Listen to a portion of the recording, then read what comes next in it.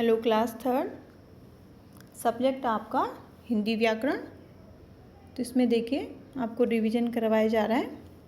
आपकी first unit test की तैयारी करवाई जा रही है। तो अपनी बुक ओपन कर लीजिए। इसमें देखो कुछ तैयारी करवा रही हूँ मैं आपको। इसमें पेज नंबर 4 है आपका। इसमें लिखा है आओ दोहराएं। आओ दोहराएं। तो आप मेरे साथ इसको रिपीट करेंगे। भाषा के द्वारा हम अपने मन के भाव या विचारों को दूसरे तक पहुंचाते हैं और दूसरों के मन के भावों को जान सकते हैं।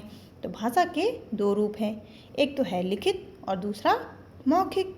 एक तो हम लिख के बोलते हैं और एक मौखिक तरीके से बोलते हैं। बोलना और सुनना मौखिक भाषा के अंतर्गत आता है, लिखना और पढ़ना लिखित भाषा के अंतर्गत आता है। फिर देखिए इसमें पॉइंट बने हैं। भारत की राष्ट्रभाषा हिंदी है। प्रतिवर्ष 14 सितंबर हिंदी दिवस के रूप में मनाया जाता है। आप लोग भी मनाते हैं। हिंदी की लिपि देवनागरी है। व्याकरण भाषा के शुद्ध रूप का ज्ञान करवाता है। तो हमें शुद्धिकरण का ज्ञान करवाता है, किस तरीके से हमको हिंदी बोलनी है। फिर देखिए इसमें मौखिक प्रश्न। हम अपने मन के भाव व विचारों को किसके द्वारा प्रकट करते हैं? तो किसके द्वारा प्रकट करते हैं? भाषा के द्वारा। भारत की राष्ट्रभाषा हिंदी। भाषा के शुद्ध रूप का ज्ञान कौन कराता है? व्याकरण करवाता है। फिर देखिए इसमें सही विकल्प सही और सही का निशान लगाइए। तो मन के भाव और विचारों को बताने का माध्यम क्या है? भाषा। खा है भाषा के कितने भेद हैं? तो भाषा के 2 भेद हैं, मौखिक और लिखित। ग है यातायात पुलिस के द्वारा दिए जाने वाले संकेत किस भाषा के उदाहरण हैं? तो सांकेतिक भाषा के। भाषा के शुद्ध रूप का ज्ञान कराने वाले शास्त्र को व्याकरण कहते हैं। यहाँ पे देखो ऑप्शन भी दिए हैं। हिंदी भाषा की लिपि का क्या नाम है? तो देवनागरी है हिंदी भाषा की लिपि का नाम। और इसमें है दिए गए शब्दों की सहायता से रिक्त स्थानों की पूर्ति कीजिए। क है डेडस मन के भावों को प्रकट करने का साधन क्या है? भाषा। भाषा के द्वारा हम अपनी भाषा के द्वारा क्या कर सकते हैं? अपने मन के भावों को प्रकट कर सकते हैं। प्रकट मतलब एक दूसरे से बता सकते हैं।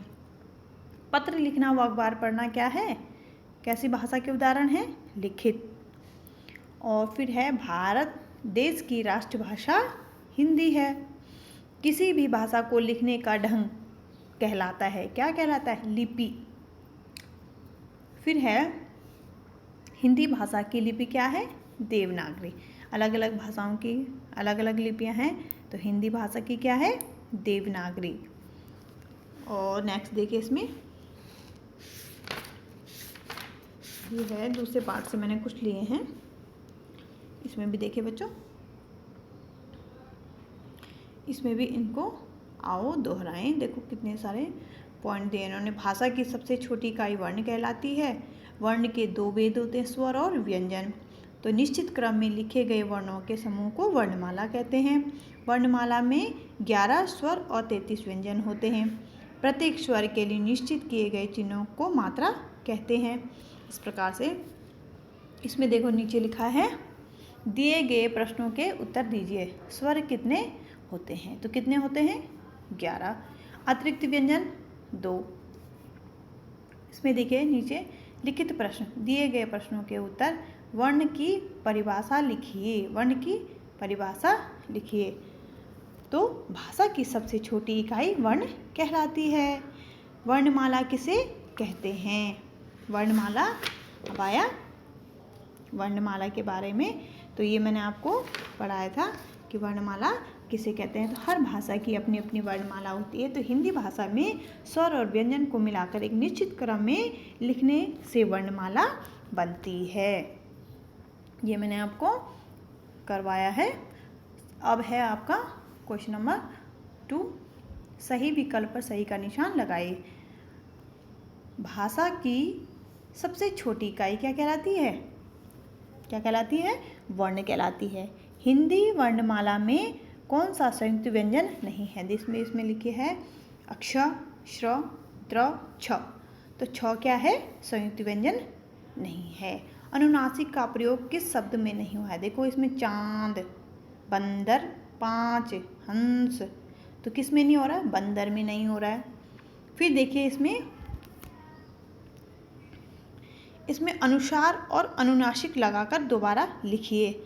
जैसे इसमें लिखा है जंगल, जग्गल, तो यहाँ पे क्या लिखना है आपको? जंगल। हंसना, हंसना। आँख, आँख। दांत, दांत। रग, रंग। मंदिर, मंदिर। बदर, बंदर। माँ, माँ। पख, पंख। और 5, 5। तो इस तरीके से आपने ये करने हैं आज। आप अपनी कॉपी में इनको करिए। मैंने जितना आपको समझाया है ये आपके फर्स्ट यूनिट टेस्ट की तैयारी है।